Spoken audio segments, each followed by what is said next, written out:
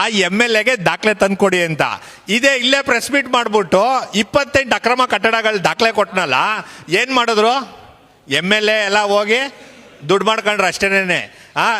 ಇದು ನೋಡಿಯಪ್ಪ, ನಿಮ್ಮ ಮುಂದೆನೆ ತೋರಿಸ್ತಾ ಇದ್ದೀನಿ. ಇದು ಪೆಂಜಳ್ಳಿಲಿರೋ ಅಂಥ ಬಿಲ್ಡಿಂಗು. ಇದು ನಿಮಗೆ ತಾರಕ ಡ್ಯಾಮ್ ಪಕ್ಕ ಇರೋದು. ಇದನ್ನ ಮುಟ್ಟಕ್ಕೆ ಅವ್ರಿಗೆ ತಾಕತ್ತಾಯ್ತಾ? ನಿಮ್ಮ MLAಗಾಗಲಿ, ತಹಸೀಲ್ದಾರ್ಗಾಗಲಿ, DC ಗಾಗಲಿ ಇಲ್ಲಿ ಈ ಬಿಲ್ಡಿಂಗಿಗೆ ಟಚ್ ಮಾಡೋಕ್ಕೆ ಆಯ್ತದ ಅವ್ರ ಕೈಲಿ?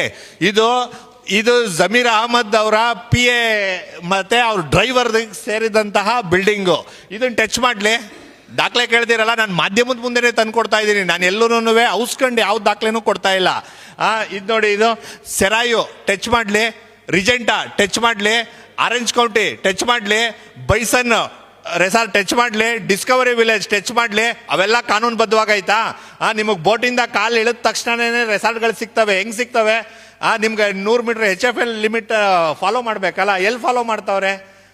ಸೊ ಅಲ್ಲಿರೋ ಶಾಸಕನಿಗೂ ಚೆನ್ನಾಗಿ ಗೊತ್ತು, ಅಲ್ಲಿರೋ ಡಿಸ್ಟ್ರಿಕ್ಟ್ ಮಿನಿಸ್ಟರ್ಗೂ ಚೆನ್ನಾಗಿ ಗೊತ್ತಿದ್ದು ಈ ಥರ ನಾಟಕ ಆಡ್ತಿರೋದು, ಮೊಸಳೆ ಕಣ್ಣೀರು ಹಾಕ್ತಿರೋದು. ಮತ್ತು ನಿನ್ನೆ ಯಾರೋ ಒಂದಷ್ಟು ಜನ ಅಮಾಯಕರುಗಳು ಪ್ರೊಟೆಸ್ಟ್ ಮಾಡೋರೆ ಸರ್. ಅವರೆಲ್ಲ ದಲಿತ ಸಂಘರ್ಷ ಸಮಿತಿ ಕಾರ್ಯಕರ್ತರು ಅಂತ ಅಂದ್ಕೊಂಡು, ಮತ್ತು ಆಟೋ ಡ್ರೈವರ್ಗಳು ಅಂದ್ಕೊಂಡು. ಸರ್, ಅವರೆಲ್ಲ ನಿಜವಾಗ್ಲೂ ಇನ್ನೋಸೆಂಟ್ಗಳು. ಅವರು ಯಾರ್ದೋ ಬಲವಂತಕ್ಕೋ ಒತ್ತಡಕ್ಕೋ ಹಣದಾಸೆಗೋ ಬಂದಿರ್ತಾರೆ.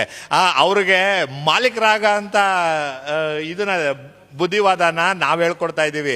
ಅವರು ಗುಲಾಮ್ರಾಗಬಾರ್ದು ಸರ್. ಅವರು ಎಲ್ಲೋ ಅವ್ರ ಭೂಮಿನ ಕಳ್ಕೊಂಡು ರೆಸಾರ್ಟ್ ನಿರ್ಮಾಣ ಮಾಡ್ತಾನಂತೆ, ಅಲ್ಲಿ ಕೆಲ್ಸಕ್ಕೆ ಹೋಗೋ ಅಂತ ಜವಾಬ್ದಾರಿ ಆಗಬಾರ್ದು, ಅವ್ರು ಓನರ್ಗಳಾಗಬೇಕು. ಸೊ ಈ ದೃಷ್ಟಿಯಿಂದ ನಾವು ಹೇಳ್ತಿರೋದು. ಆಮೇಲೆ ಹೇಳ್ತಾನೆ, ಅದು ಯಾರೋ ನಿನ್ನೆ ಮಾತಾಡ್ತಾ 4 ವರ್ಷ ಹಳೆ ಕಟ್ಟಡ ಅಂತ ಅಂದರು. 4 ಇಲ್ಲ ರೀ, ನಾವು 40 ವರ್ಷದ ಕಟ್ಟಡ ತೋರಿಸ್ತೀವಿ. ನಾವು 40 ವರ್ಷದ ಹಳೆ ಕಟ್ಟಡ ತೋರಿಸ್ತೀವಿ. ಸೊ ಅಲ್ಲಿ ಕಟ್ಟೋದಕ್ಕೆ ಸಾಧ್ಯನಾ? ಬ್ಯಾಕ್ ವಾಟರ್ಗಳಲ್ಲಿ ಕಟ್ಕೋಬೋದಾ? ಎಲ್ಲ ಸುಳ್ಳು. ಹೇಳ್ತೀನಿ ಸರ್. ನ್ಯಾಯಾಲಯಗಳಿಗೆ ಹೇಳ್ತೀನಿ, ಇದನ್ನು ಕೇಳ್ಕೊಂಡು ಕ್ಲಾರಿಟಿ ತಗೊಳ್ಳಿ. ನ್ಯಾಯಾಲಯಗಳಿಗೆ ಇದ್ರ ಬಗ್ಗೆ ತನಿಖೆ ಮಾಡೋದಕ್ಕೆ ಎಲ್ಲ ರೀತಿ ಪವರ್ ಐತೆ. ಯಾವಾಗ ಸರ್? ಇವ್ರು ಮಾಡಲ್ಲ ಅಂತ ಅಂದಾಗ. ಇವ್ರು ಮಾಡಲ್ಲ ಅಂತೇನು ಇನ್ನೂ ಹೇಳಿಲ್ವಲ್ಲ ನಮಗೆ. ಇನ್ನೂ ನಮ್ಮ ರಿಕ್ವಿಷನ್ಗಳೇನು ಡಿಸ್ಪೋಸೇ ಆಗಿಲ್ವಲ್ಲ. ನಮ್ಮ ಕಂಪ್ಲೇಂಟ್ಗಳನ್ನ ಇಟ್ಕೊಂಡು ಸುಮ್ಮನೆ ಕೂತ್ಕೊಂಡವ್ರಲ್ಲ. ನಾನು ಹಾಕಿದ್ರು ರಿಟ್ ಆಫ್ ಮ್ಯಾಂಡಮಸ್ ಹಾಕ್ಬೇಕು ಅಷ್ಟೇ, ಅದು ಬಿಟ್ರೆ ಇನ್ನೇನು ಹಾಕೋಕ್ಕಾಗೋದಿಲ್ಲ. ಕೇಳಿ ಪೂರ್ತಿ ಬರ್ತದೆ, ಪೂರ್ತಿ ಹೇಳ್ತೀನಿ ಕೇಳಿ.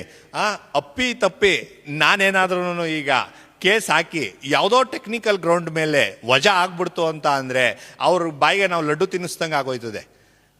ಸೊ ನಾವು ಇರೋ ಅಂಥ ರೆಮಿಡಿಗಳನ್ನ ಎಕ್ಸಾಸ್ಟ್ ಮಾಡಬೇಕು. ನ್ಯಾಯಾಲಯಕ್ಕೆ ಮುಟ್ಟಬೇಕು ಅಂತ ಅಂದರೆ ಸುಮ್ಮನೆ ಟಚ್ ಮಾಡೋಕ್ಕಾಗಲ್ಲ ಸರ್. ಈಗ ನಾವು ಇಷ್ಟು ಕಂಪ್ಲೇಂಟ್ ಕೊಟ್ಟಿದ್ದೀವಲ್ಲ, ಅವರಿಂದ ಏನಾದರೂ ಒಂದು ಎಂಡಾಸ್ಮೆಂಟೋ, ಅಕ್ನಾಲೇಜ್ಮೆಂಟೋ, ರಿಪೋರ್ಟೋ, ಇನ್ವೆಸ್ಟಿಗೇಷನ್ ರಿಪೋರ್ಟ್ನ ನಾವು ಎಕ್ಸ್ಪೆಕ್ಟ್ ಮಾಡ್ತಾ ಇದ್ದೀವಿ. ಇದಾದಮೇಲೆ ತಗೊಂಡೋಗ್ಬಿಟ್ಟು ಕೋರ್ಟಲ್ಲಿ ಕುಂಡಿಸ್ತೀನಿ ಇವ್ರನ್ನೇನು ಬಿಟ್ಬಿಡೋದಿಲ್ಲ. ಎಲ್ಲ ಮಾಡಿರೋದೆಲ್ಲ ಫೋರ್ಜರಿ. ಇರೋದೆಲ್ಲನೂ ನಿಮಗೆ ನಾನು ಹೇಳ್ತಿರೋದು ಇರೋದೆಲ್ಲ ನಾವು ಪ್ರೈವೇಟ್ ಆಗಿ ಒಂದೊಂದು ರೆಸಾರ್ಟ್ಗಳನ್ನ ಟಚ್ ಮಾಡೋಕ್ಕಾಗೋದಿಲ್ಲ ಸರ್. ಇವ್ರ ರಿಪೋರ್ಟ್ನ ನಾವು ವೇಟ್ ಮಾಡ್ತಾ ಇದ್ದೀವಿ. ನಾವು ರೀಸಲ್ ಇಲ್ಲ ಹಂಗೆಲ್ಲ ಆದರೆ ಸರ್ ಲಕ್ಷಾಂತರ ರೂಪಾಯಿ ಖರ್ಚು ಮಾಡ್ಕೊಂಡು ಒಂದು ವ್ಯಕ್ತಿ ಮೇಲೆ ನಾವು ಹೋಗೋಕ್ಕಾಗಲ್ಲ ಸರ್. ನಾವು ಓವರ್ ಆಲ್ ಈಗ ನಾವು ಇದಕ್ಕೆ ಸುಪ್ರೀಂ ಕೋರ್ಟ್ ಬ್ರದರ್, ಇವಾಗ ನಾವು ಹೈಕೋರ್ಟ್ಗೆ ಅಪ್ರೋಚ್ ಮಾಡಿದ್ರು ಹೈಕೋರ್ಟಲ್ಲಿ ತಹಸೀಲ್ದಾರ್ಗೆ ನೀವು ಈ ಕೆಲಸ ಮಾಡ್ರಿ, DC-ಗೆ ನೀವು ಇಂಥ ಕೆಲಸ ಮಾಡ್ರಿ ಅಂತ ಡೈರೆಕ್ಷನ್ಸ್ ಕೊಡ್ತಾರೆ ಹೊರತು ಯಾರೂ ಹೈಕೋರ್ಟ್ನಲ್ಲಿ ಹಿಂಗೆ ಮಾಡಬೇಕು ಹಂಗೆ ಮಾಡ್ಬೇಕಂತ ಏನು ಆರ್ಡ್ರ್ ಮಾಡೋಕ್ಕೆ ಬರಲ್ಲ. ಅದೇನು ಟ್ರಯಲ್ ಕೋರ್ಟ್ ಅಲ್ಲ. ಸೊ ಇವ್ರಿಗೆ ಕೋರ್ಟ್ನವ್ರು ಏನು ಡೈರೆಕ್ಷನ್ಸ್ ಕೊಟ್ಟ ಮೇಲೆ ಮಾಡ್ತೀನಿ ಅಂತಾರೆ. ಈಗಲೇ ಮಾಡ್ರಪ್ಪ, ನಿಮಗೆ ನಾವು ಸಂಬಳ ಕೊಡ್ತಾ ಇರೋದು ಅಂತ ಹೇಳ್ಬಿಟ್ಟು ಕೇಳ್ತಾ ಇದ್ದೀವಿ ಅಷ್ಟೇನೆ. ಇದನ್ನು ಕೋರ್ಟ್ಗೆ ಹೋಗೋದಕ್ಕೆ ಸಮಯ ಐತೆ. ಈಗ ನಾನು ಹೇಳಿದ್ನಲ್ಲ, ಸಾಮ ಭೇದ ದಂಡ ಅಂತ. ಸಾಮ ಮುಗೀತು, ಈಗ ಭೇದದ ಹಂತದಲ್ಲಿದ್ದೀವಿ. ನೆಕ್ಸ್ಟ್ ದಂಡನೇನೆ. ಬರೀ ನೀವು ಹೈಕೋರ್ಟ್ಗೆ ಹೋಗೋದಲ್ಲ, ಇಲ್ಲಿ ಕ್ರಿಮಿನಲ್ ಕೇಸ್ಗಳು ಆಗ್ತೀವಿ. ನಾನು ಹೇಳಿದ್ನಲ್ಲ, ಹಳೆ ಮಾನಂದವಾಡಿ ರಸ್ತೆಯಲ್ಲಿರೋ ಅಂತ RTCಗಳನ್ನೆಲ್ಲ ತಿದ್ದವ್ರೆ ಅಂತ. ಅಲ್ಲಿ ದಾಖಲೆ ಕೇಳಿದ್ರೆ ದಾಖಲೆಗಳು ಇಲ್ಲ ಅಂತಾರೆ. ಅವನ್ನೆಲ್ಲ ಕಲೆಕ್ಟ್ ಮಾಡ್ಕೊಂಡು ಇವ್ರಿಗೆ ಜೈಲ್ಗೂ ಕಳಿಸ್ತೀವಿ ನಾವು, ನಮಗೆ ದಾಖಲೆ ಸಿಕ್ಕಿದ್ರೆ. ರಿಪೋರ್ಟ್ಗೆ ವೇಟ್ ಮಾಡ್ತಾ ಇದ್ದೀವಿ.